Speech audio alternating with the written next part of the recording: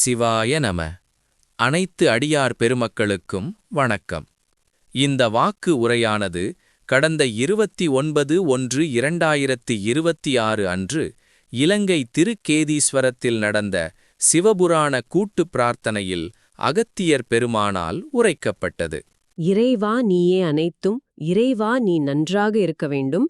அன்னை ஸ்ரீ லோபாமுத்ரா உடனுரை தந்தை அகத்திய மாமுனிவர் திருவடிகளைப் பணிந்து ஈரேழு உலகத்தையும் காத்தருளக்கூடிய அன்னை ஸ்ரீ உண்ணாமலை அம்மை உடனுரை தந்தை அண்ணாமலையார் பொற்கமலத்தை பணிந்து இந்த உரையாடலை தொடங்குகிறோம். வணக்கம். சித்தர்களின் இந்த அருள்மொழிகளை கேட்கிற நீங்க எல்லோரும் உண்மையிலே பெரும் பாக்கியம் செய்தவங்க, புண்ணிய ஆத்மாக்கள். இந்த செய்திகளை நீங்க பின்பற்றும் போது உங்க வாழ்க்கையில நிச்சயம் நல்ல மாற்றங்கள், நன்மைகள் உண்டாகும். இன்னைக்கு நாம பார்க்க போற இந்த விஷயம் மகா சிவராத்திரியோட அறிவியல் ரகசியம். இத கேட்கறது மூலமா உங்களுக்கு உடல் புத்துணர்ச்சி, துன்பங்களிலிருந்து விடுதலை, அப்புறம் உங்க ஆற்றலை எப்படி பன்மடங்கு பெருக்கிக்கிறதுன்னு தெரிஞ்சுக்க போறீங்க. ஆமா, இதுல ரொம்ப ஆச்சரியமான விஷயம் என்னன்னா, மகா சிவராத்திரிங்கிறது வெறும் ஒரு ஆன்மீக நிகழ்வு மட்டும் இல்ல, அது ஒரு மிகப்பெரிய வானியல், ஏன் ஒரு அறிவியல் நிகழ்வுனே சொல்லலாம். இதத்தான் நம்ம சித்தர்கள் ஞானத்தால உணர்ந்து நமக்கு கொடுத்திருக்காங்க. சரி, அதோட முக்கியத்துவத்தை இப்போ நம்ம கொஞ்சம் படிப்படியா பார்க்கலாம். பார்க்கலாம். அதாவது சித்தன் அருள் வலைப்பதிவுல அகத்திய மாமுனிவர் அருளியதா சொல்லப்படுற இந்த செய்தியில முதல் விஷயம் பிரபஞ்ச நேர்கோட்டு அமைப்பு. பிரபஞ்ச நேர்கோட்டு அமைப்பா அப்படின்னா? அதாவது சிவராத்திரி அன்னைக்கு பிரபஞ்சத்தில் இருக்கிற ஒரு மாபெரும் பேரொளி பிழம்பும் நம்ம பூமியும் மிக சரியா ஒரே நேர்கோட்டுல வருது. ஓ, ஒரே நேர்கோட்லையா? ஆமா.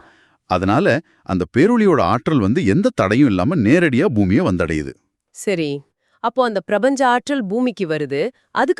அதுக்கப்புறம் அது எப்படி எல்லா இடத்துக்கும் பரவுது? அதுக்குதான் ரெண்டாவது விஷயம், சுராக் கற்கள். சுராக் கற்களா?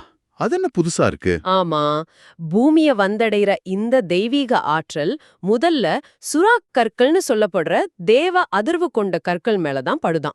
அப்படியா? அங்கிருந்துதான் அந்த ஆற்றல் உலகம் முழுவதுக்கும் பிரதிபலிக்குது, ஒரு ரிஃப்ளெக்டர் மாதிரி. ஓகே, இது ரொம்ப சுவாரஸ்யமா இருக்கு. பிரபஞ்ச ஆற்றல், அப்புறம் அத பரப்புற சுறாக்கற்கள். ஆனா இது எப்படி மனிதர்களுக்கு வந்து சேருது? அங்கதான் மூணாவது விஷயம் வருது, வில்வ இலையோட மகத்துவம்.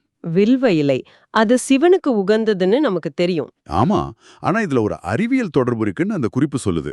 சுறாக்கற்கள்ல இருந்து பிரதிபலிக்கிற அந்த தெய்வீக சக்திய உள்வாங்கிற தன்மை வில்வ மரத்துக்கு மட்டும்தான் இருக்கும். அப்போ சிவராத்திரி அன்னைக்கு? ஆமா, சிவராத்திரி அன்னைக்கு இந்த வில்வ இலைகள் பன்மடங்கு சக்திய தனக்குள்ள ஈர்த்து வச்சுக்குது.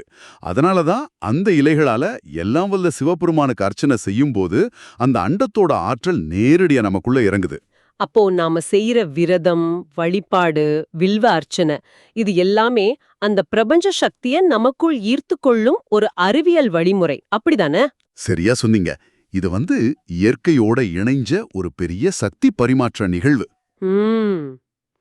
இதுல இன்னும் ஏதாவது குறிப்பு இருக்கா? இருக்கு.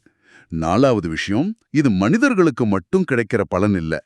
ஓ, அப்படியா? ஆமா, இந்த ஆற்றல் மனிதர்களுக்கு உடல் ரீதியான புத்துணர்ச்சியையும் மனத்துயரங்கள்ல இருந்து விடுதலையையும் தருது.